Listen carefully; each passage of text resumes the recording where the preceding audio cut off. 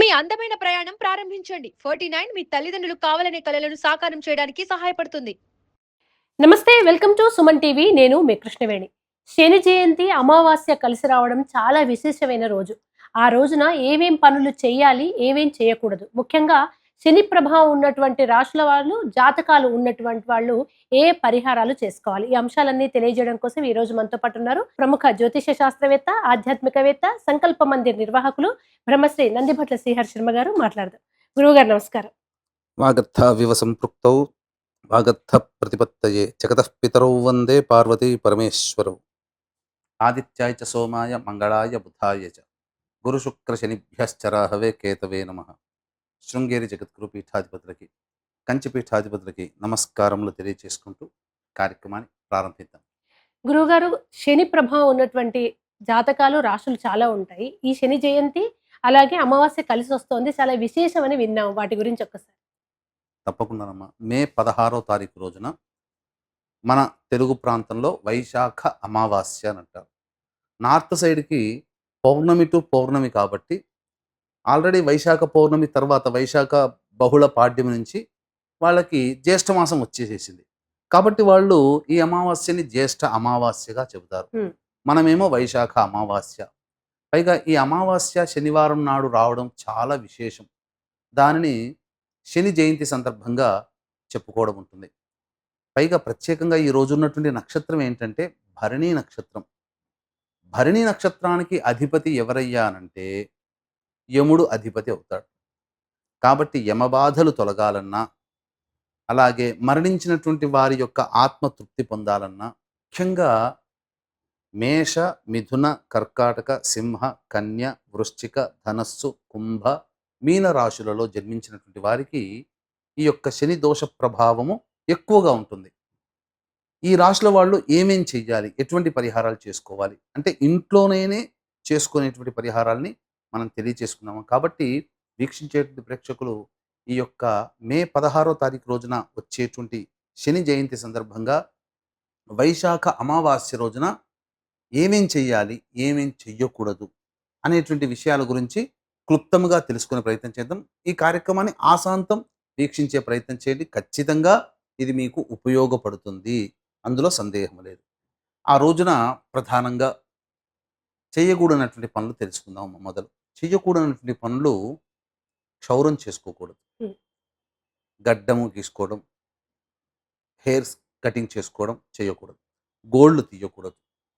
అలాగే ముఖ్యంగా నూనె, తలకి నూనె రాసుకోకూడదు.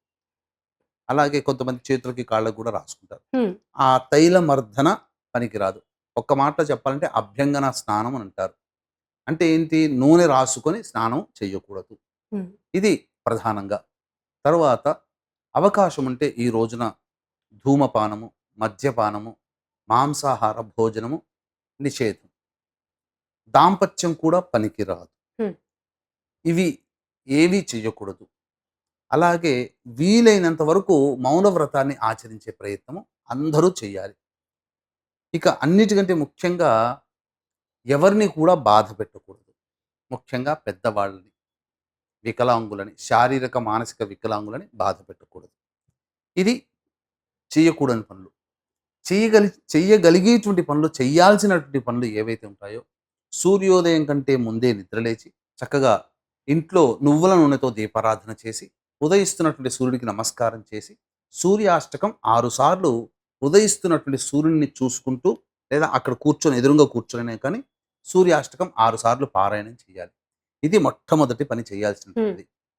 ఇక ముఖ్యంగా ఈ రోజున అమావాస్య కదమ్మా, శని జయంతి, పైగా భరణి నక్షత్రం కూడా ఉంది కాబట్టి ఈ రోజున ప్రధానంగా సంబంధించినటువంటి పెద్దలకి పిండ ప్రదానం ఖచ్చితంగా చేయాలి. పిండ ప్రదానం లేకపోతే కనీసము బ్రాహ్మణుని ఇంటికి పిలిపించుకొని తర్పణాది కార్యక్రమాలను జరిపించి బ్రాహ్మణునికి స్వయం పాకదానము, దక్షిణ, వస్త్రదానము, అవకాశం ఉంటే ఈ రోజున చెప్పులు, గొడుగు, విసనకర్ర ఇవి దానం చేయాలి. చేసినట్లయితే పితృదేవతల ఆశీర్వచనం కలుగుతుంది.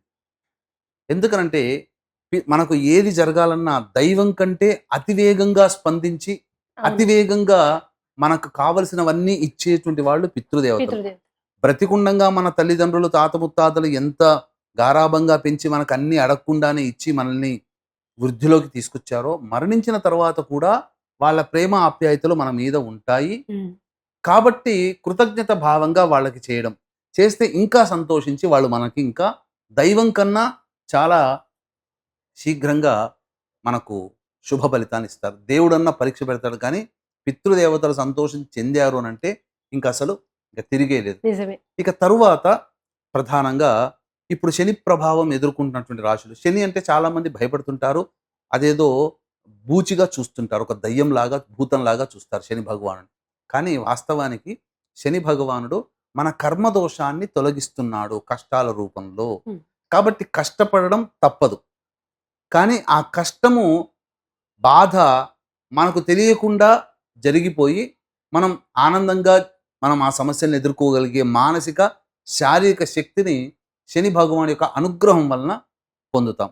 కాబట్టి ఇక్కడ మనమేదో మాఫీ కోరుకోవట్లేదు. హ్మ్. మన కర్మ దోషాన్ని తొలగించుకోవడానికి నీకు చేస్తున్నాను, నా కర్మ దోషం తొలగించని మాఫీ కోరుకోవట్లేదు మనం. మనము ఏం చేస్తున్నామంటే, ఆ కష్టాన్ని భరించే శక్తిని ఇవ్వమని వేడుకుంటున్నాం. అంతే. అంతే. చాలు. అవును.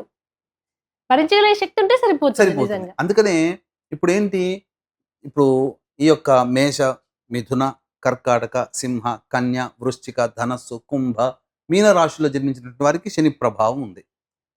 ఈ రాశుల్లో జన్మించిన వాళ్ళకి, అలాగే శని దశ, అంతర్దశలు జరుగుతున్నటువంటి వాళ్ళకి, ముఖ్యంగా ఇనుము సంబంధమైనటువంటి వ్యాపారములు ఏవైనా స్టీల్, ఇనుము, ఏసీ, పాత ఇనుప సామాన్లు షాపులుంటాయి. అట్లాంటి వృత్తులు, ఇనుముతో కూడుకున్న ఏ వృత్తి అయినా కానీ, ప్రతి వృత్తిలో ఇనుము ఉంటుంది. ఉంటుంది. వాహనాలు ఇవన్నీ అవును. కూడా. ఇవన్నీ ఆ వాహనాలు అమ్మేటువంటి, కొనుగోలు చేసేటువంటి వ్యాపారస్తులు ఉంటారు కదా! ఆ వృత్తుల్లో ఉన్నవాళ్ళు, స్టీల్ అమ్మేటువంటి వాళ్ళు. ఇటువంటి వాళ్ళందరూ కూడా ఈ వ్యాపారంలోకి వస్తారు కాబట్టి, ఈ యొక్క శని సంబంధమైన వ్యాపారం, తైలం అమ్మేటువంటి వాళ్ళు, నూనెను అమ్మే ఎడిబుల్ ఆయిల్స్ కానీ, గ్రౌండ్ ఆయిల్స్ కానీ, ఏవైనా కానీ, పెట్రోల్, డీజిల్ ఇవన్నీ కూడా, నాఫ్తలిన్ ఇవన్నీ కూడా శని సంబంధమైనటివే. ఇవన్నీ వీటితో వ్యాపారాలు చేసేటువంటి వాళ్ళు. వీళ్ళందరూ కూడా శని సంబంధంగా వస్తారు. అలాగే పుష్యమి మరియు అనురాధ, ఉత్తరాభాద్ర ఈ నక్షత్రాల్లో జన్మించినటువంటి వాళ్ళు, మకర, కుంభ రాశుల్లో జన్మించిన వాళ్ళు విశేషంగా. కాబట్టి వీళ్ళందరూ కూడా ప్రభావం గురవుతారు. ఇప్పుడు చెప్పినటువంటి మేష, మిథున, కర్కాటక, సింహ, కన్య, వృశ్చిక, ధనస్సు, కుంభ, మీన రాశుల్లో జన్మించిన వాళ్ళు కూడా ఈ యొక్క ప్రభావానికి గురవుతారు. కాబట్టి ఈ చెప్పిన రాశుల్లో జన్మించిన వారు అతి సులువుగా చేసుకునే పరిహారాలు కూడా చెప్తానమ్మా. హ్మ్. వీక్షించేటువంటి ప్రేక్షకులకు కూడా ఈ యొక్క శని జయంతి సందర్భంగా ప్రత్యేకించి మేష, మిథున, కర్కాటక, సింహ, కన్య, వృశ్చిక, ధనస్సు, కుంభ, మీన రాశుల్లో జన్మించిన వారికి శని దోష పరిహారార్థమై, ఇంతకుముందు చెప్పినటువంటి వ్యాపారస్తుల వాళ్ళకి అభివృద్ధి కోసమై మన పీఠం ఆధ్వర్యంలో మే 16వ తారీఖు రోజున సాయంకాలం 6 గంటలకి శని దోష నివారణ పూజలు, హోమాలు ప్రత్యేకంగా జరిపించడం, శనీశ్వర హోమము, అఘోర పాశుపత మంత్ర హోమము, అలాగే సుదర్శన హోమము, మృత్యుంజయ హోమము, రుద్ర హోమము, అలాగే కాళీ హోమము కూడా జరిపించి, ప్రత్యేకించి శక్తిపాతము చేసినటువంటి కరుంగలి మాల, అది శని సంబంధమైనటువంటి కరుంగలి మాల. కాబట్టి ఆ కరుంగలి మాలని మీకు అందివ్వడం జరుగుతుంది. అవకాశం ఉన్నటువంటి వాళ్ళు మే 16వ తారీఖు సాయంకాలం 5 గంటల లోపల స్క్రీన్‌పై కనిపిస్తున్న నెంబర్‌కి కాంటాక్ట్ చేసి మీ గోత్రనామాలు నమోదు చేసుకోవచ్చు. ఇక ఈ రోజున చేయాల్సినటువంటి పరిహారాల గురించి తెలియజేసుకుంటే, ముఖ్యంగా ఉదయాన్నే లేచి కాలకృత్యాదులు తీర్చుకొని ఎలాగో సూర్యుడికి నమస్కారం, సూర్యాష్టకం 6 సార్లు చదువుతారు కదమ్మా! హ్మ్. తదనంతరం నవగ్రహ దేవాలయానికి వెళ్ళి, నవగ్రహాల చుట్టూ శివాయ నమః అంటూ 27 ప్రదక్షిణలు చేసి, తరువాత శని భగవానుడికి కానీ, ఈశ్వరుడికి కానీ, లేదా ఈ యొక్క కాలభైరవుడు ఉంటే కాలభైరవుడికి కానీ, ప్రత్యేకించి శనికికైనా, శనీశ్వరుడికైనా, ఈశ్వరుడికైనా నల్ల నువ్వుల నూనెతో దీపారాధన, నల్ల ఒత్తి వేసి, ఇనుప ప్రమిదలో కానీ, మట్టి ప్రమిదలో కానీ దీపారాధన చేసి, అప్పుడు ఆ శనీశ్వరుడికి లేదా ఈశ్వరుడికి నల్ల నువ్వుల నూనెతో అభిషేకం జరిపించడం. తదనంతరం అన్నము, నల్ల నువ్వులు కలిపిన ముద్దలు ఒక 3 ముద్దలు నైవేద్యంగా పెట్టడం. అలాగే నల్ల నువ్వులతో చేసినటువంటి, బెల్లంతో చేసినటువంటి ఉండలు నైవేద్యంగా పెట్టి, ఆ ఉండలని పారిశుద్ధ్య కార్మికులకి మనం దానమైనా చేయవచ్చు. హ్మ్. ఈ అన్నము, నల్ల నువ్వులు కలిపిన ముద్దల్ని ఒక డొప్పల్లో పెట్టైనా కానీ స్వామి దగ్గరైనా పెట్టొచ్చు, లేదా దేవాలయంలో పిట్టగోడం దగ్గరైనా పెట్టవచ్చు. తదనంతరం అవకాశం ఉంటే పారిశుద్ధ్య కార్మికులకి టీ తాగడానికో లేదా వాళ్ళ ఇంటి కిచెన్ సామాన్లు ఏదైనా వంట వస్తువులు ఇంట్లో వండుకోవడానికి కొన్ని వస్తువులు కొనుగోలు చేసి వాళ్ళకి ఇవ్వవచ్చు. హ్మ్. అనాథలుగా వాళ్ళకి ఇవ్వవచ్చు. లేదు బ్రాహ్మడికి చేయాలి సంకల్పం ఉంటే దానము నల్ల నువ్వులు, నల్ల బట్ట, ఇనుప మేకు, అలాగే బాణి, ఇనుప బాణి, గళ్ళ ఉప్పు, బెల్లము, పత్తి ఇవన్నీ కూడాను దానం చేసి బ్రాహ్మడికి దక్షిణ ఇచ్చి సంకల్పం చేసుకుంటే సరిపోతుంది. ఆ! ఈ విధంగా చేయవచ్చు. లేదు ప్రత్యేకించి ఈ రోజున ఆవ నూనెతో కాలభైరవునికి ఎవరైతే అభిషేకం చేస్తారో హ్మ్. ఖచ్చితంగా ఆ కాలభైరుని యొక్క అనుగ్రహంతోనే శని దోష నివారణ కూడా జరిగిపోతుంది. ఇదంతా చేయడం చాలా విశేషం. ఈ రోజున ప్రత్యేకించి మౌనవ్రతం ఎక్కువగా ఉంటే చాలా మంచిది. శనివారము, భరణీ నక్షత్రము, అమావాస్య కలిసి రావడం చాలా అరుదుగా చెప్పవచ్చు. ఇటువంటి అవకాశాన్ని ఎవ్వరూ కూడా మిస్ చేసుకోకండి. తప్పకుండా అందరూ పాటించి ఆ స్వామి యొక్క అనుగ్రహాన్ని పొంది తరించండి. ఈ విధంగా చెప్పినటువంటి పరిహారాన్ని మీరు పాటించండి. అలాగే రావి చెట్టు దగ్గర నల్ల నువ్వుల నూనెతో దీపారాధన చేసి, ఈ రోజున దీప దానము చేస్తే ఇంకా విశేషమైనటువంటి ఫలితము. పితృ తర్పణాలు ఎట్లాగో చేయాల్సిందే. అందులో తప్పదు. మళ్ళీ ఇటువంటి అవకాశం మనం మిస్ అయ్యామంటే మళ్ళీ మళ్ళీ రాదమ్మా. ఎందుకంటే ఇంత వైశాఖ అమావాస్య, శని జయంతిగా చెప్పుకునేటువంటి ఈ రోజు మాత్రం మళ్ళీ మళ్ళీ మనకు లభించదు, లభించదు, లభించదు. ధన్యవాదాలు గురువుగారు. చాలా సులువైన పరిష్కారాలు సూచించినందుకు మరొకసారి ధన్యవాదాలు. సర్వం శ్రీ ఉమామహేశ్వర పరబ్రహ్మార్పణమస్తు.